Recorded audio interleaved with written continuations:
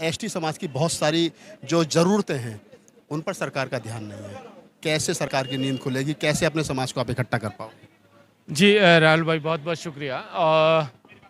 अगर मैं पूरे आदिवासी समाज की बात करूं तो वो अगर हम लोग जम्मू से लेकर के एकदम साउदर्न हिस्से तक अंडमान तक चले जाएं, गुजरात से लेकर के अगर मिजोरम तक के आदिवासियों की बात करें तो दो सबसे बड़े इश्यूज हैं जिससे कि आदिवासी समाज पिछले 200 सालों से गुजर रहा, वो अंग्रेजी हुकूमत का दौर हो चाहे उसके बाद का दौर।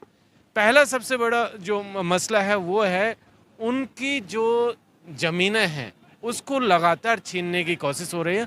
अंग्रेज़ों ने भी यही काम किया था जब आदिवासियों की ज़मीनें उन्होंने छीनी थी, और वो ज़मीनें छीन करके उन पर जो है अपना कंट्रोल इस्टेब्लिश किया उन अंग्रेज़ी हुकूमत ने। आज़ादी के बाद भी यही हुआ कि लगातार ज़मीनें छीनी गई। आपको जानकर के हैरानी होगी कि जब पूरे देश में लगभग बड़े हिस्से में लैंड रिफॉर्म हुआ, आदिवासियों के बीच में नहीं हुआ। आज़ादी के बाद पहली दफ़ा 2006 में फॉरेस्ट राइट एक्ट आता है जिसके तहत आदिवासियों को कहा गया कि जिस ज़मीन पर तुम रह रहे हो उसका पट्टा तुम्हें मिल सकता है बशर्ते तुम्हारी ग्राम सभाएं ये कहें कि तुम्हारी 3 पुश्तें मीन्स 3 पीढ़ियां इस ज़मीन पर रह रही थी, और अगर ये ग्राम सभा परमिट करके देगी और डिस्ट्रिक्ट एडमिनिस्ट्रेशन अगर उसको परमिट करेगा तब जा करके आपको ज़मीन पर पट्टे मिलेगा। राहुल भाई हैरानी की बात यह है कि आज की तारीख में लगभग 11 करोड़ से ज़्यादा आबादी है। मात्र इस पूरे देश में उस एक्ट के बाद 42 लाख लोगों ने अपने एप्लीकेशन दायर किए थे।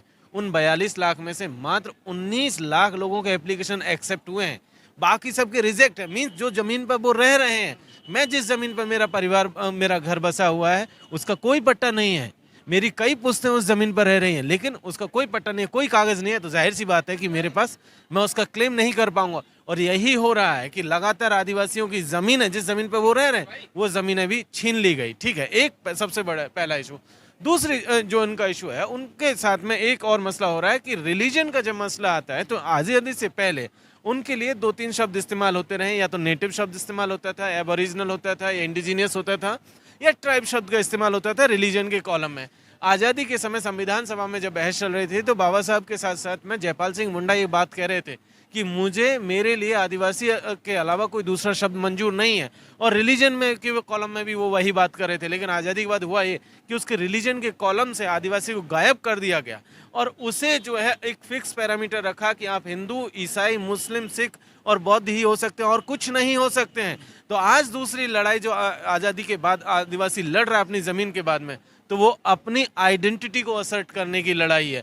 और यही वो दो इश्यूज हैं जिनके ऊपर लगातार हम लोग देख रहे हैं हमले हो रहे हैं। आरएसएस लगातार उनको बनवासी बता करके एक सेग्रीगेशन कर रहा है, एक बंटवारा कर रहा है कि भाई जो जंगलों में रह रहा है वही बनवासी है, बाकी सब जनजाति है ही नहीं। आप देखेंगे कि तो मैदानी और पहाड़ी इलाकों में भी उनको जो है रिजेक्ट कर रहे हैं। तो ये जो बंटवारा हो रहा है, इस बंटवारे के खिलाफ भी आदिवासी लड़ रहे हैं। जी, एक चलते चलते आखिरी सवाल, एक से एक लाइन का। इस पूरी समस्या जो आपने बताई है, समाधान आंदोलन है या क्या है? सरकार निगलेक्ट क्यों कर रही है, नजरअंदाज इसलिए कर रहे हैं क्योंकि आदिवासियों का जो हिस्सा होना चाहिए था वो हिस्सा नहीं मिल पाया है। वो संसाधनों में होना चाहिए था, वो सरकार में होना चाहिए था, वो नहीं मिल पाया। समाधान ये है कि अगर बहुजन यूनिटी जिसका ख्वाब लेकर के बाबा साहब चल रहे थे, जिसका ख्वाब लेकर के हमारे बाकी के पुरखे चल रहे थे, अगर वो बहुजन यूनिटी हम कायम करने में सक्सेसफुल रहते हैं तो वो समस्याएं समाधान भी होंगे उनके, वो समस्याएं जड़ से खत्म होंगी। जी।